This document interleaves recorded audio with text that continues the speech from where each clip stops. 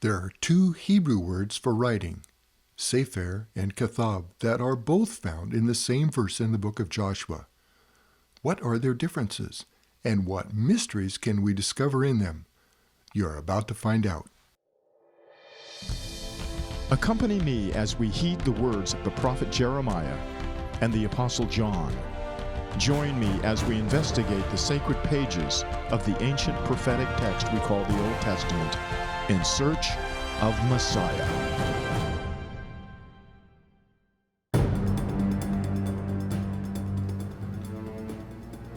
What does the Hebrew word Sefer mean? Is it really describing writing, or a book or a scroll, or something more? What is the difference between Sefer and Kathab, which also means to write? What mysteries can we discover in the Hebrew pictographs that would help our understanding? Is there a connection to Messiah to be found? Let's see. In the book of Joshua, a period of history is recorded for us that describes the conquest and division of the land promised by Jehovah to the nation of Israel. In chapter 18, verse 9, Joshua tells the 7 tribes who have yet to receive their portion to each send 3 men to investigate and describe the territory remaining. And the men went and passed through the land, and described it by cities into 7 parts in a book, and came again to Joshua to the host at Shiloh. The word book here is the noun sefer, and in conventional Hebrew is something written like a book, a scroll, or evidence. The word translated described is the verb kathab, which means to write, engrave, or write in. Back in chapter 2 of the book of Joshua, Sefer, although spelled the same way, is used as a verb and means something entirely different. Verse 23 states, "So the 2 men returned, descended from the mountain, and crossed over, and they came to Joshua the son of Nun and told him all that had befallen them." From the noun, we would expect the verb form to tell us that this will be the act of writing. But here, the word told, or sefer, means to mark as a tally or to count. They recounted all the events that had happened one by one. This form is all about the math. But what mystery can the pictographs reveal to us? Sefer is spelled Samek, Pei, Resh. Samek is the picture of the prop and means to support or to assist. Pei or Fei is the picture of the mouth and means to speak, to open, or a word. Resh is the picture of the head and means a leader, the highest, the master, or the prince. The report, which was not just spoken but written words, were to support the leader, which here is Joshua, and also to support the people in their relationship with their leader. The Sefer contains the evidence and the instructions needed to proceed. This makes even more sense when we read Joshua chapter 1, verse 8, where Jehovah instructs Joshua on behalf of the people. "This book of the law shall not depart out of thy mouth, but thou shalt meditate therein day and night, that thou mayest observe to do according to all that is written therein. For then thou shalt make thy way prosperous, and then thou shalt have good success."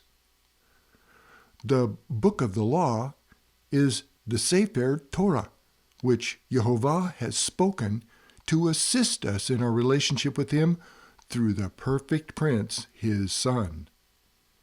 The numbers the letters represent also help us to understand this word better.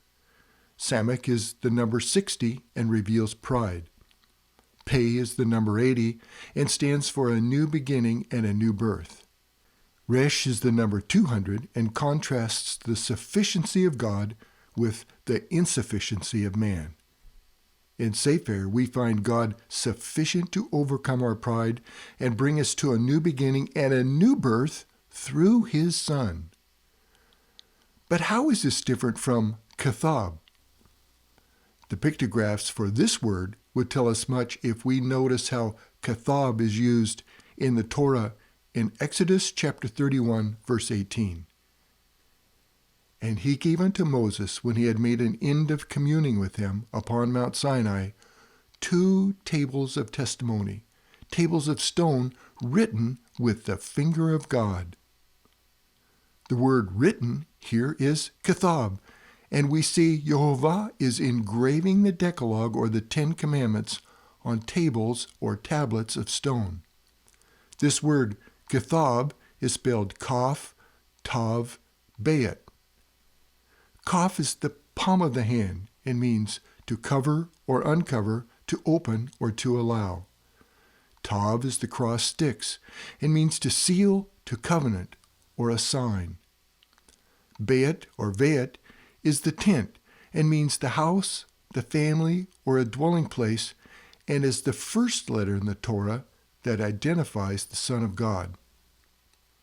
So the mystery revealed in these pictographs tell us that in these tablets, Jehovah is opening or allowing us into a covenant that will include us in his tent and make us his family. Also, Kaf is the number 20, which means redemption. Tav is the number 400 and indicates a divinely appointed period of time which will bring about deliverance and renewal. Bayet is the number 2 and stands for the Son of God or the living Word. So the mystery and the numbers of the engraving of Kathab point to the living Word with the hope of delivering and redeeming us at a point of time ordained by Jehovah. There is one final mystery to mention here. The first letter of Sefer is the letter Samach.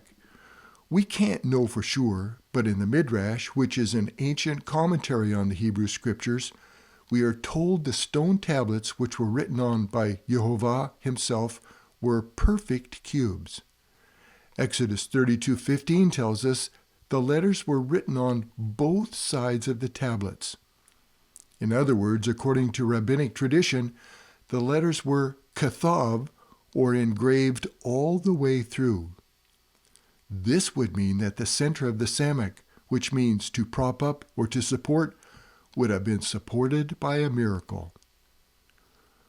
The really great miracle is that Jehovah would show us in Sefer and Kathab that he has written and planned all along to covenant with us and through his Son, Yeshua HaMashiach, Jesus the Christ, deliver us from our pride and bring us into his family. We are reminded of what this cost in the Gospel of John, chapter 19, verse 19, where the kathab, or the writing, was engraved on the cross. And Pilate wrote a title and put it on the cross, and the writing was, Jesus of Nazareth, the King of the Jews. Thank you for taking the time to listen to this Hebrew word study. It is our prayer that you will draw closer to your Heavenly Father as you consider the divine revelation of Messiah, Yeshua HaMashiach, the Son of God. Until next time, Shalom. We hope this study was a blessing to you and encouraged you in your faith. For more Hebrew word study videos, you can visit our site at thelivingwordin3d.com. And if you'd like to investigate this further, you can get the book from our online bookstore at rockislandbooks.com.